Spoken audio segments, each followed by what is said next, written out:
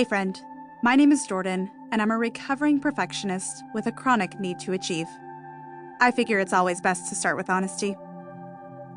Now, I know you're probably trying to decide if this book is worth your time.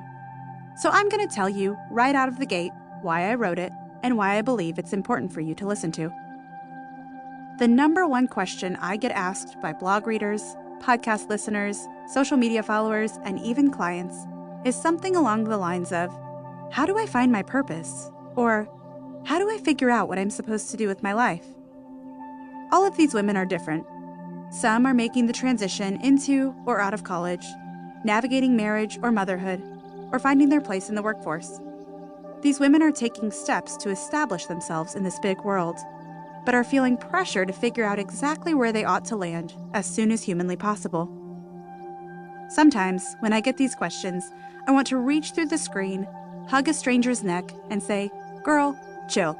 You don't have to have it all mapped out today, okay? And even if you did, you'd probably find that something would shake up those plans tomorrow anyway. Take a breath." Unfortunately, the reach through the screen feature hasn't been created yet, so this book is my best attempt. We all want to make our mark, find meaning in the mayhem, and discover what makes our lives special, unique, and even notable. At least I do, and the girls who reach out to me with these questions do.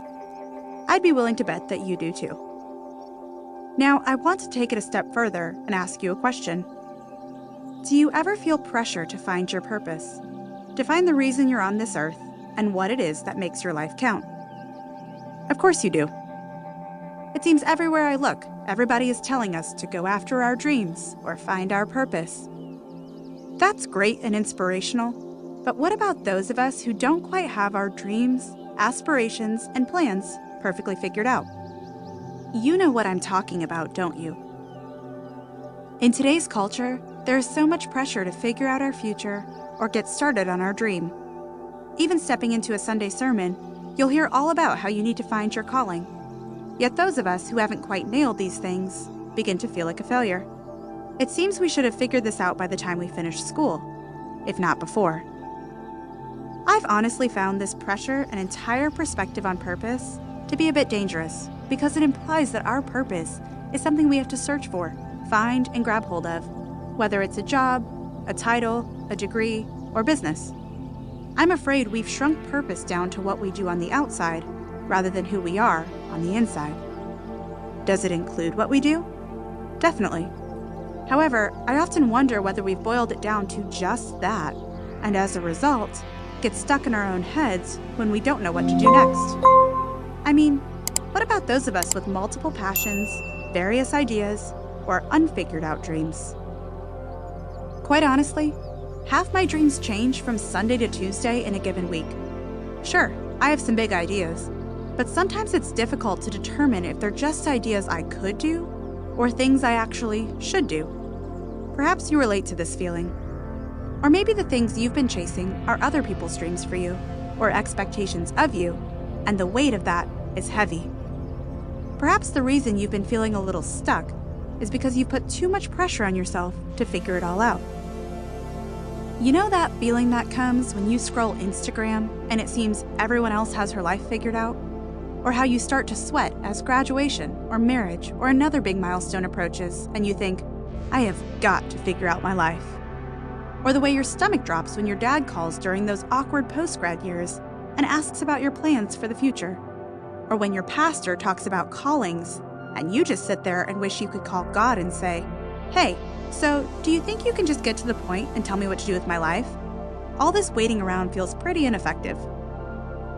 Yeah, those are the feelings I'm tackling in this book because I know the search can seem endless and the pressure is real. While I don't know what you're facing today, I do know that the pressure to prove ourselves can cause us to expend a lot of time and energy looking for, but perhaps not actually fulfilling our purpose. In fact, when I began to examine the pressure I felt to find my purpose, I discovered something. Maybe my purpose isn't actually something I need to find. Maybe I've been sitting on it all along, but have been so distracted by the pressure to prove that I've been looking at it all wrong. When we're always under pressure to find something that isn't actually lost, believing we must find it outside ourselves, or when we're distracted with running around trying to prove we are enough, we cannot accomplish what we're meant to do. Know why?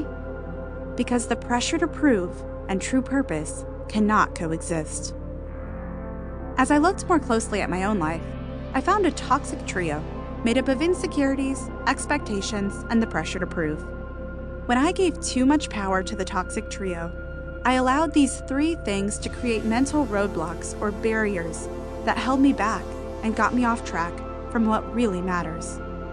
Some of these mindsets I get stuck in include imposter syndrome, disappointment, shame, comparison, perfectionism, and distraction. When I operate from these places, I don't love like I should. I don't notice the divine moments God invites me into. I don't work well, but rather just work hard. The list goes on. I hold myself back. I'm the culprit here. Yes, I, not someone else's expectations of me, and not a lack of knowledge, resources, or qualifications, hold myself back from living a purposeful life. In other words, it's usually my mindset, not my skill set, that holds me back.